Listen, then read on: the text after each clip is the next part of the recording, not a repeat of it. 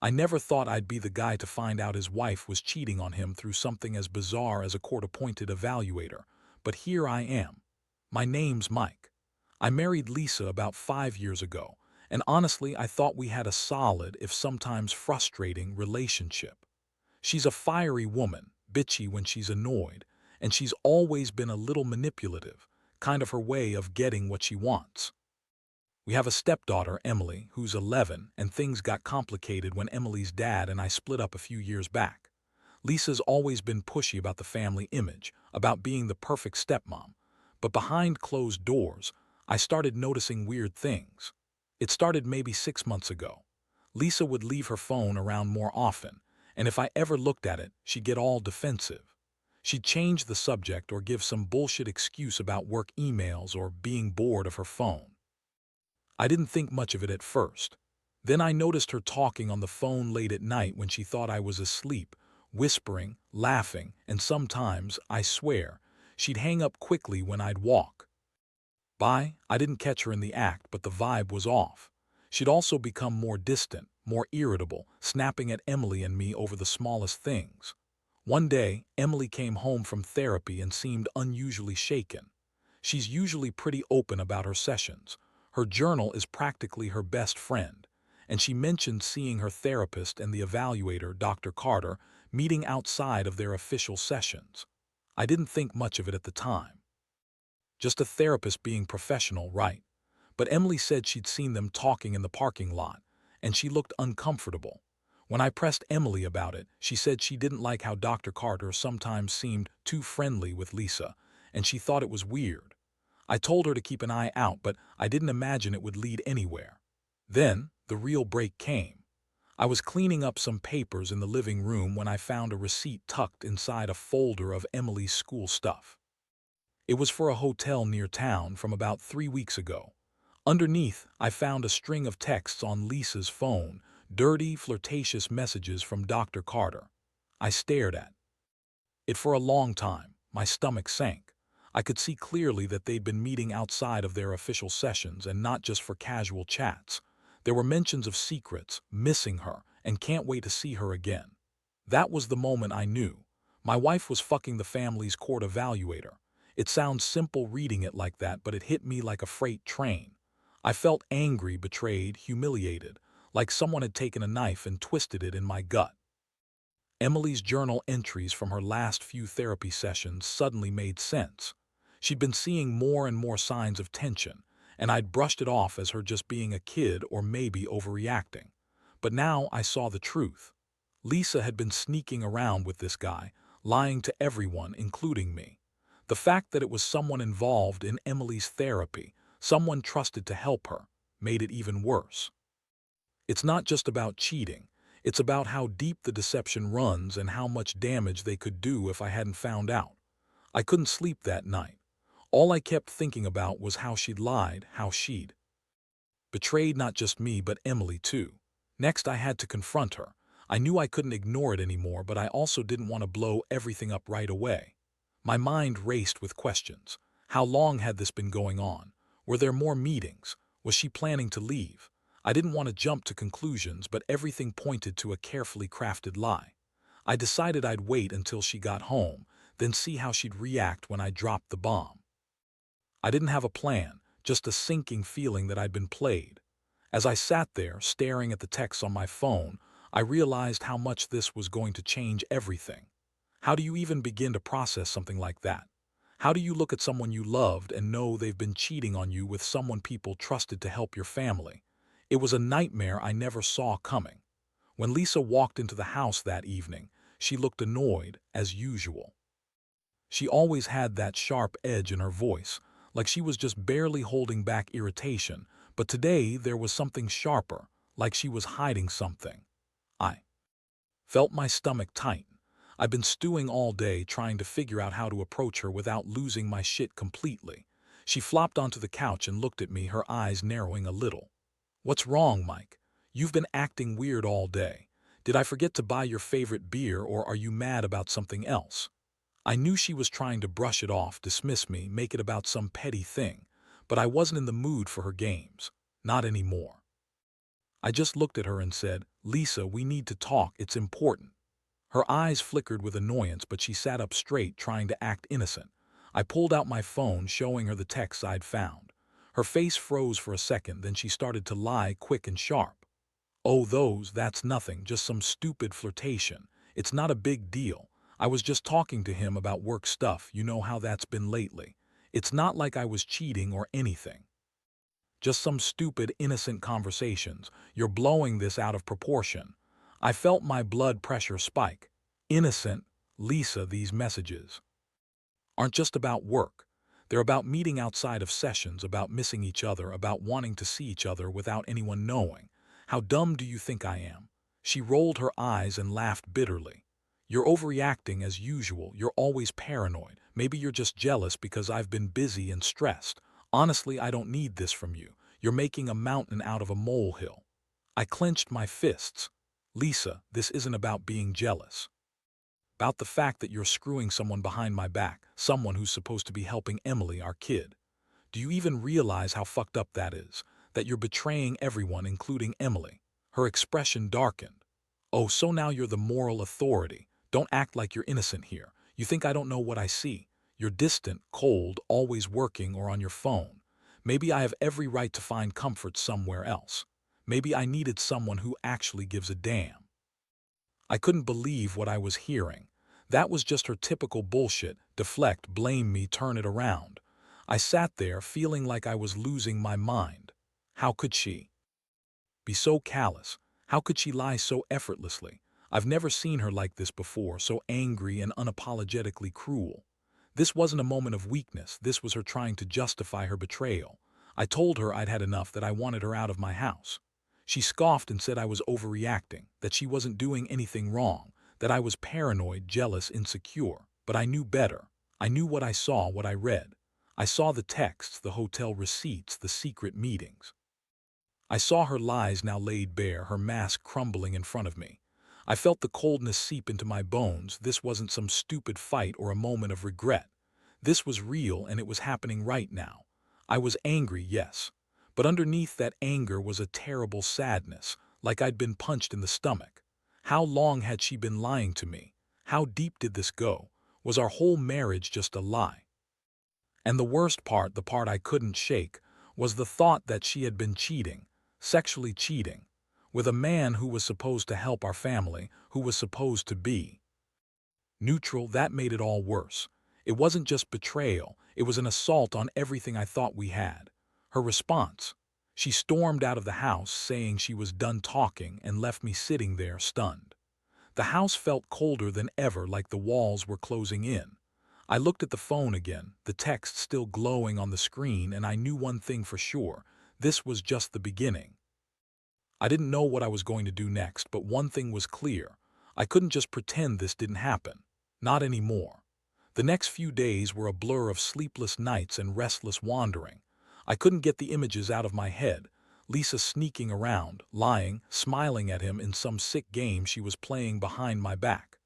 I kept going over the texts, the hotel receipt, trying to piece together how deep this thing went.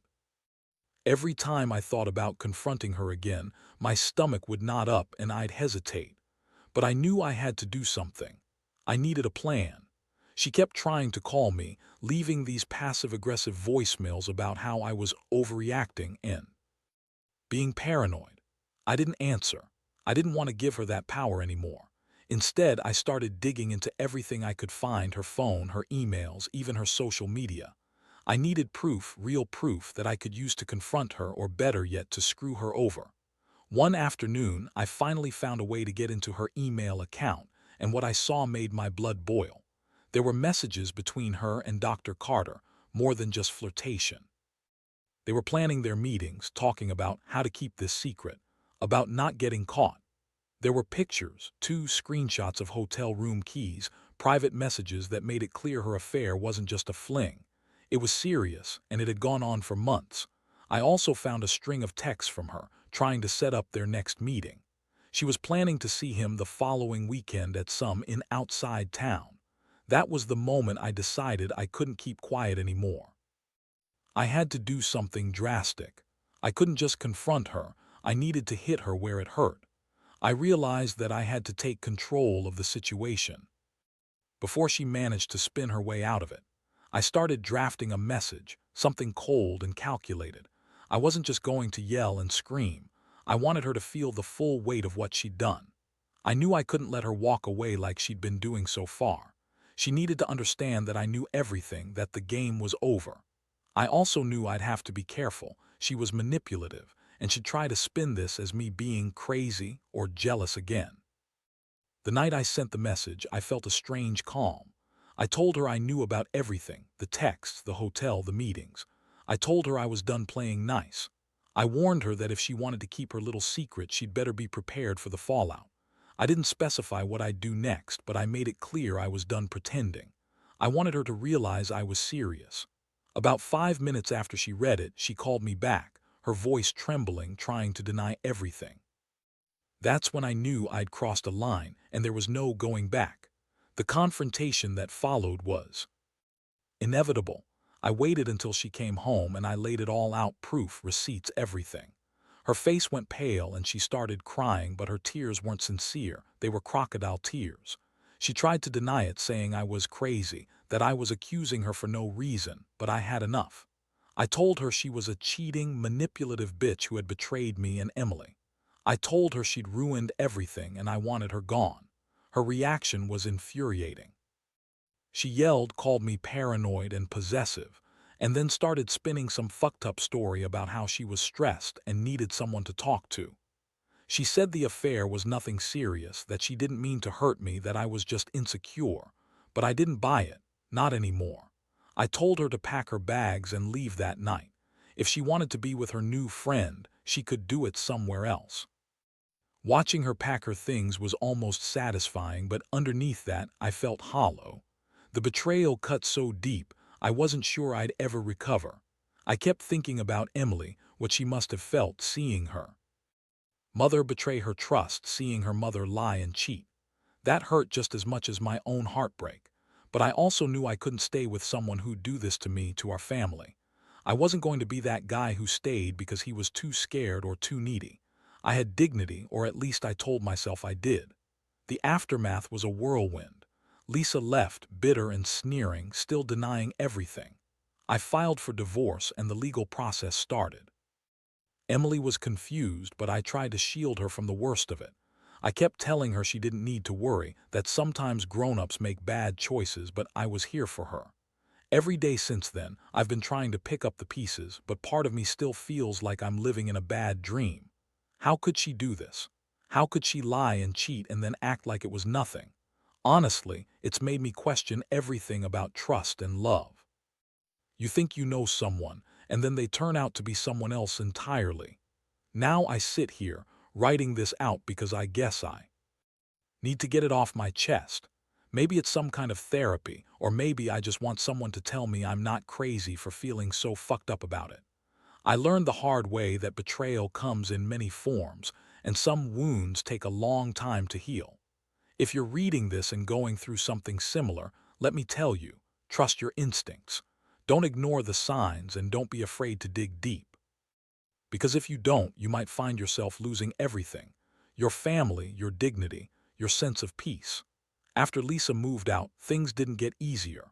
Honestly, it felt like I was just surviving day to day, like I'd been hit by a freight train and now I was picking up the pieces of a life I no longer recognized. Emily was trying to be strong, but I saw the pain in her eyes every time she looked at me or her mom's empty side of the bed. I tried to shield her as best I could, telling her that adults sometimes make stupid choices, but inside I was crumbling. How could the woman I loved do this? How could she lie and cheat behind my back, especially involving someone who was supposed to help her with Emily's therapy? In the days that followed, I started noticing her things, little things she forgot or that I'd never seen before. Her perfume scent lingered in the bathroom, and I kept finding her hair in the sheets of our bed. It was like she'd never really left completely, like some part of her still haunted this place. I was torn. Part of me wanted to confront her again, to tell her how much she'd screwed up, but another part just wanted to forget it all and move on. I knew that wasn't going to happen without some serious fallout, though. I made the decision to dig deeper into her emails, her social media, anything she might have missed. I wanted to know if she'd been sneaking around even after she moved out.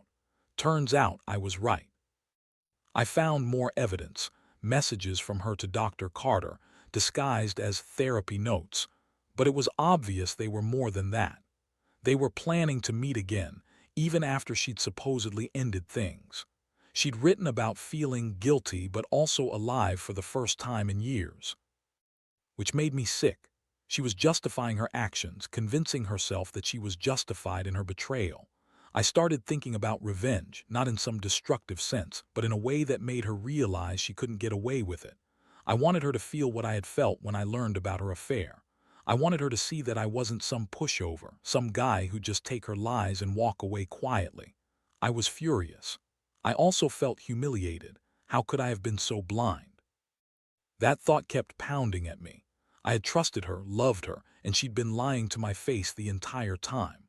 One night I sat in my office, staring at the screenshots I'd taken. I thought about how to expose her, but I wasn't interested in just tearing her down or causing her pain.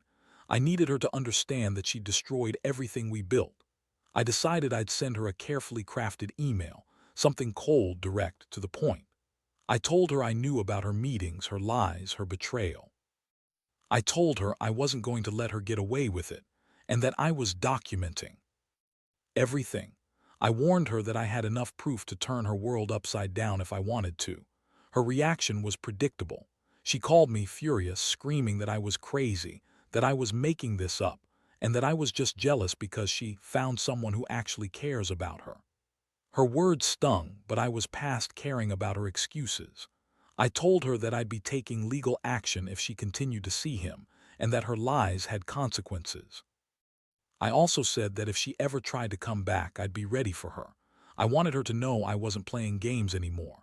I kept replaying everything in my head, the lies, the betrayal, the years we spent together, trying to make sense of it all. How she could be so manipulative, so cold, so willing to destroy everything. Every time I thought I was done hurting, another wave hit me. I'd never felt so betrayed in my life. I was furious at her for cheating, furious at myself for trusting her, and most of all, furious at the situation that threw our lives into chaos. Now, I'm trying to rebuild. I found a good therapist and started working on myself. Emily's doing better, thank God, but I know this isn't over. The scars of her betrayal are deep, and I'm not sure I'll ever fully forget what happened. What I do know is this: I'm not going to let her get away with it. I'm going to keep fighting for myself, for Emily, and for whatever shred of dignity I have left. Because at the end of the day, if you don't fight for yourself, no one else will. The months that followed were a whirlwind of legal battles, emotional upheaval, and trying to pick up the pieces of what was left of my life. Lisa moved out completely, but her presence still loomed over everything. I threw myself into the divorce process, making sure I had every piece of evidence I'd uncovered: texts, emails, even her therapist's confidential notes that I'd managed to obtain through some contacts. I wanted her to pay for what she did, not just emotionally but legally as well. Meanwhile, Emily started seeing a therapist herself. I made it clear that I didn't want her to blame herself for any of this. The betrayal was on Lisa, not her, but I saw the confusion and hurt in her eyes whenever she talked about her mom. It was heartbreaking. I always told her that her mom made a terrible mistake and that she was safe with me. I didn't want her to think her world was breaking apart, even though honestly mine was. The court hearings were a nightmare. Lisa tried to deny everything, acting innocent and claiming I was just jealous and paranoid. She spun stories about how she was under so much stress and how I was controlling her, but I had enough evidence to blow her claims out of the water. The texts, the hotel receipts, witnesses who had seen her with Dr. Carter, everything pointed to her ongoing affair. It wasn't just about the cheating, it was about the betrayal of our family and her role in Emily's therapy. The judge wasn't convinced by her lies, and I think she knew she'd lost the battle.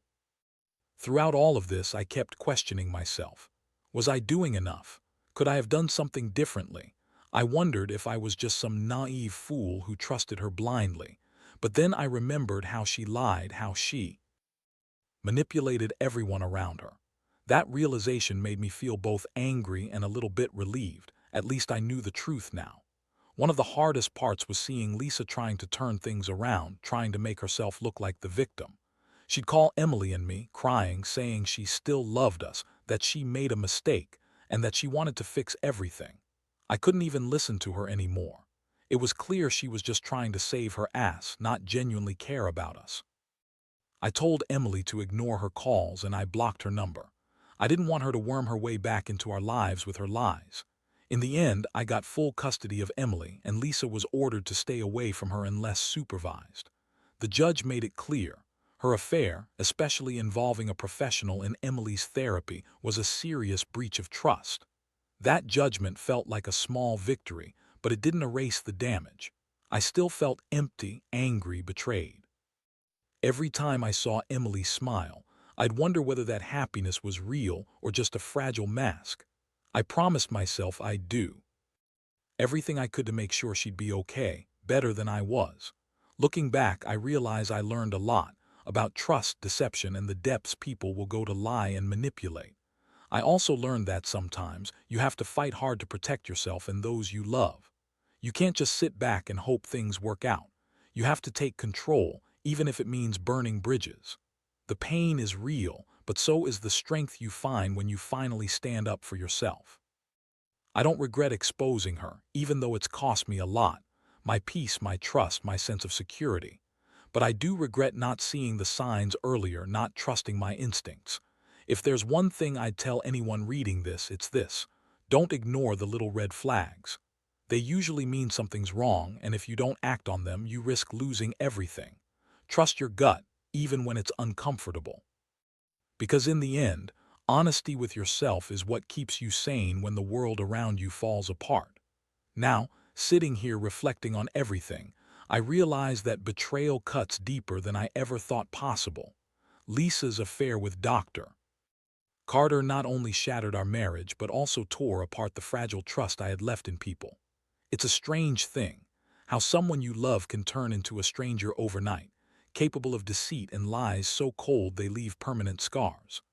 I've learned the hard way that no matter how much you want to believe in fairy tales, some people are just better at hiding their darkness. The aftermath has been a long, painful process of healing, or at least trying to. I've learned that forgiveness isn't about excusing what happened, but about accepting that you cannot change the past. Emily is still adjusting, but she's resilient, and I'm doing everything I can to keep her grounded. As for me, I've come to understand that trusting again is a choice I'll have to make every day, though I'm wary now. It's not easy, and some days I still wake up feeling the sting of what I lost. But I also know I have to move forward, not just for me but for her. One thing I've realized is that revenge, while tempting, isn't the answer. Confronting her, exposing her, taking her to court, it was necessary, but it didn't fix the emptiness inside. The real healing has come from accepting that some betrayals are so profound, they change you forever. You learn to guard your heart better, to trust your instincts more. I've become more cautious about who I let into my life, and I've made peace with the fact that sometimes the best thing you can do is walk away and rebuild from the ashes. Looking back, I think I've grown stronger because of this chaos. I've learned to stand up for myself, to fight for my family, and most importantly, to trust in my own judgment. I've come to realize that true strength isn't just about holding it together. It's about knowing when to let go of what's toxic and making the conscious choice to seek happiness elsewhere. Lisa's betrayal was a terrible blow, but it also taught me the importance of honesty, loyalty, and self-respect. So if there's one piece of advice I'd give anyone out there dealing with similar pain, it's this. Don't ignore your gut and don't stay silent when something feels wrong. Break free from the lies, confront the truth, and do what's best for your peace of mind. Sometimes, walking away is the bravest thing you'll ever do. And in the end, the only thing that truly matters is your own well-being and the happiness of those who genuinely care about you. Because life is too short to waste on people who betray you. Trust me, I know that better than most now.